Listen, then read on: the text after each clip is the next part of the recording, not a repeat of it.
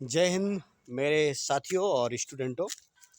आज हम ये जानकारी लेंगे कि जो बहुत ऊंचे भवन होते हैं उनकी चोटी पर एक नुकीली छड़ लगाई जाती है जो कि त्वरित आघातों से उस भवन को बचाती है। ये कैसे कार्य करती है? देखिए, जैसे ही बरसात और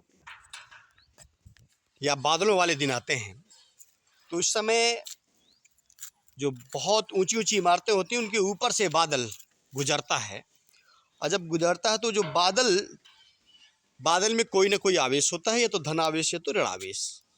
तो वो बादल जैसे ही उस भवन के ऊपर से गुजरता है और उस भवन की जो ऊपरी सिरे में नुकीली सी छड़ लगी है तो वह प्रेरण के द्वारा, अगर बादल धन आवेशित है तो वो प्रेरण के द्वारा ऋण आवेशित हो जाती है। कौन? उस भवन की चोटी पर लगी नुकीली छड़ प्रेरण के द्वारा उसका जो आवेश होता है विपरीत हो जाता है बादल से। अब ठीक है, मान लिया कि उसका आवेश तो विपरीत हो गया।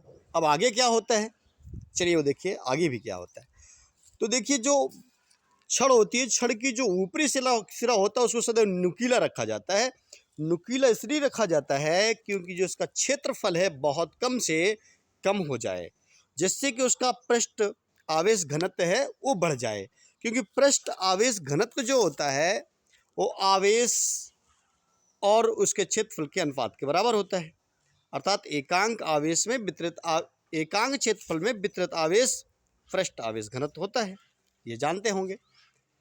कहने का मतलब कि उसमें जो आवेश की मात्रा है बहुत ज़्यादा हो जाए, जितना बादल में है उसकी अपेक्षा, बादल की अपेक्षा उस जो नोक है उसमें उसकी अपेक्षा काफ़ी मात्रा में हो जाए।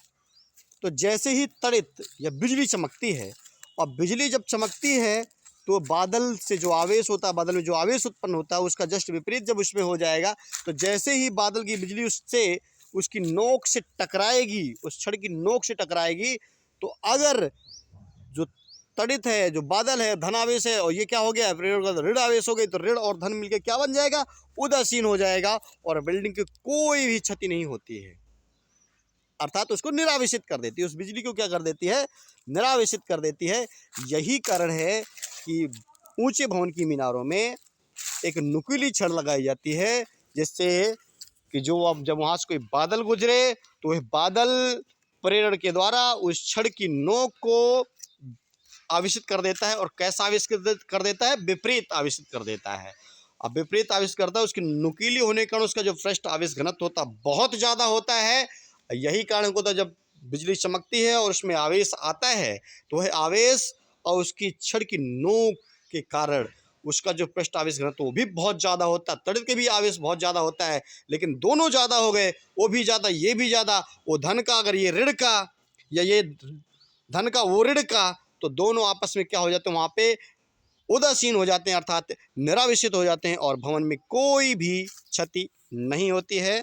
इसलिए आप जब भी अपना भवन बनवाइए तो इतना ध्यान रखिए कि उसकी चोटी पर एक नुकीली छड़ जरूर लगा दीजिएगा। ओके, धन्यवाद।